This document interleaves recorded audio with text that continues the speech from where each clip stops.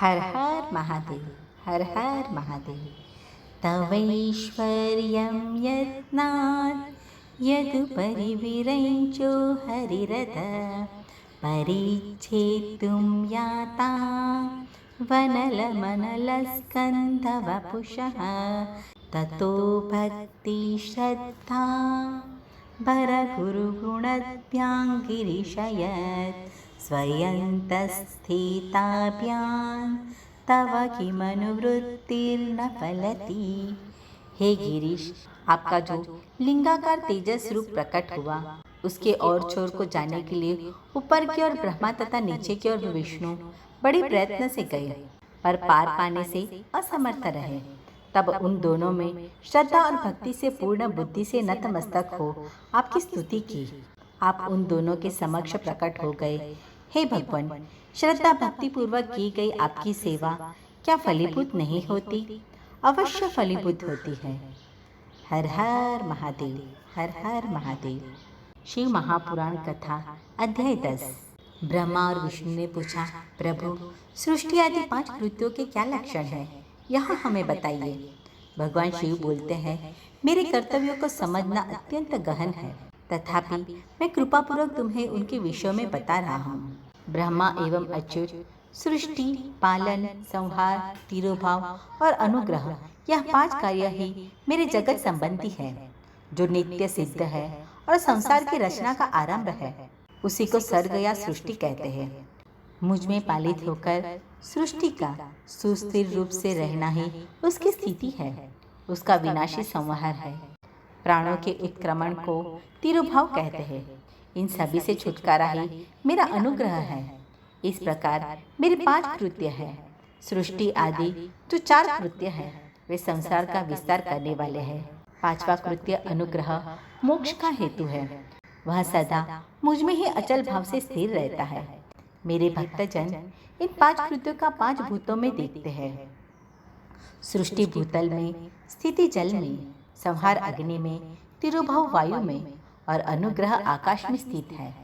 पृथ्वी से सभी की सृष्टि होती है, जल से सबकी वृद्धि होती है और जीवन की रक्षा होती है। अग्नि सबको जला देती है, वायु सबको एक स्थान से दूसरे स्थान पर ले जाती है एवं आकाश सबको अनुग्रहित करता है। विद्वान पुरुषों को यह विषय इस रूप में समझना चाहिए। इन 5 कृत्यों का भार वहन करने के लिए ही मेरे 5 मुख है। 4 दिशाओं में 4 मुख और 5वां मुख इन चारों के बीच है। पुत्रों, तुम दोनों ने तपस्या करके प्रसन्न हुए मुझ परमेश्वर से सृष्टि व स्थिति नामक 2 कृत्य प्राप्त किए हैं। ये दोनों तुम्हें बहुत प्रिय है। इस प्रकार मेरे विभूति स्वरूप रुद्र और महेश्वर में 2 अन्य उत्तम कृत्य संहार एवं तिरोभाव मुझसे प्राप्त किए हैं, किंतु अनुग्रह नामक कृत्य दूसरा कोई नहीं पा सकता। रुद्र और महेश्वर अपने कर्मों को भूले नहीं है, इसलिए मैंने उनके लिए अपनी समानता प्रदान की है। वे रूप, वेश, कृत्य, वाहन, आसन और आयुध आदि में मेरे समान ही है। मैंने पूर्व काल में अपने स्वरूपभूत मंत्र का उपदेश किया है, जो ओंकार के रूप में प्रसिद्ध है। वह महामंगलकारी मंत्र है। सर्वप्रथम मेरे मुख से ओंकार का प्रकट हुआ, जो मेरे स्वरूप का बोध करता है। ओंकार वाचक है और मैं वाच्य हूँ। यह मंत्र मेरा ही स्वरूप है। प्रतिदिन ओंकार का निरंतर स्मरण करने से मेरा ही सदा स्मरण होता है।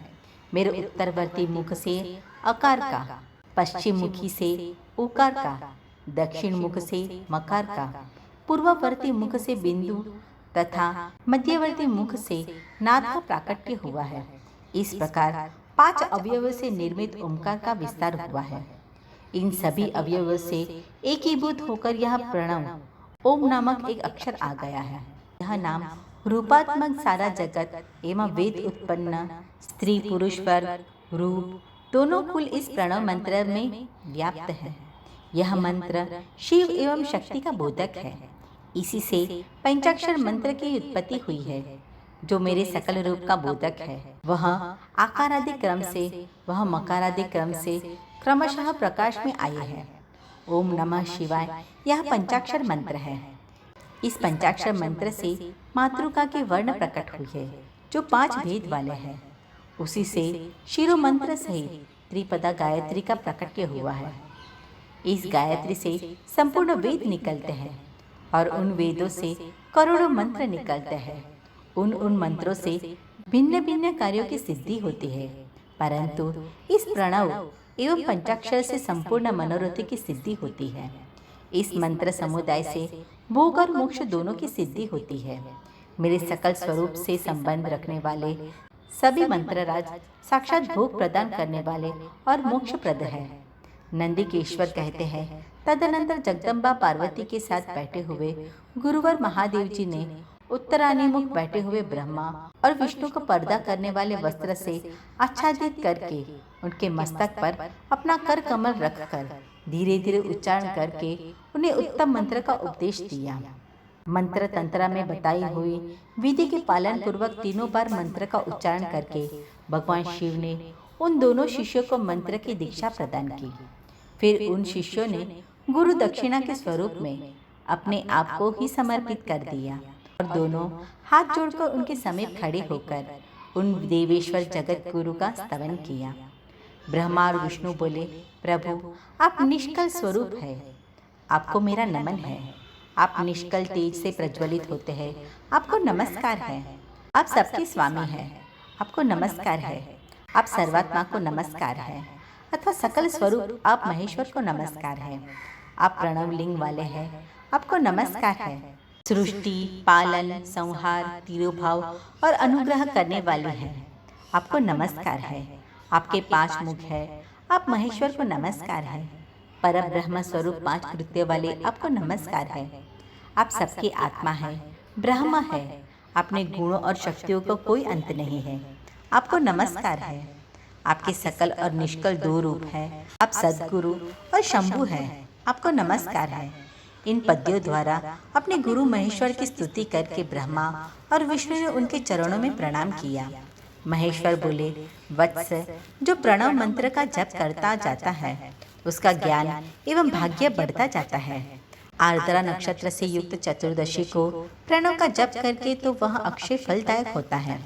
सूर्य की संक्रांति से युक्त महा आर्द्रा नक्षत्र में एक बार किया हुआ प्रणव जप 1000 गुना जप का फल देता है। मृगशिरा नक्षत्र का अंतिम भाग एवं पुनर्वसु का आदि भाग पूजा, होम और तर्पण आदि के लिए सदा आर्द्रा के समान होता है। यह गया होना चाहिए। मेरा अथवा मेरे लिंग का दर्शन प्रभात काल में ही प्रातः और संगव काल में करना चाहिए। मेरे दर्शन पूजन के लिए चतुर्दशी तिथि निशित व्यापिनी अथवा प्रदोष व्यापिनी लेनी चाहिए, क्योंकि परिवर्तित तिथि से संयुक्त चतुर्दशी की ही प्रशंसा की जाती है। पूजा करने वालों के लिए मेरी मूर्ति तथा लिंग दोनों ही एक समान है। फिर भी मूर्ति के अपेक्षा लिंग का स्थान अधिक ऊंचा है। इसीलिए मुमुक्षु पुरुषों को चाहिए कि वे मेरी मूर्ति से भी श्रेष्ठ लिंग का ही पूजन करें। लिंग का ओमकार मंत्रों से और वेद का पंचाक्षर मंत्र से पूजन करना चाहिए। शिवलिंग की स्वयं ही अथवा दूसरे से भी स्थापना करवा कर उत्तम द्रव्यमय उपचारों से पूजा करनी चाहिए। इससे मेरा पद सुलभ होता है। इस प्रकार उन दोनों शिष्यों को उपदेश देकर भगवान शिव वही अंतर्ध्यान हो गए। हर हर महादेव, हर हर महादेव।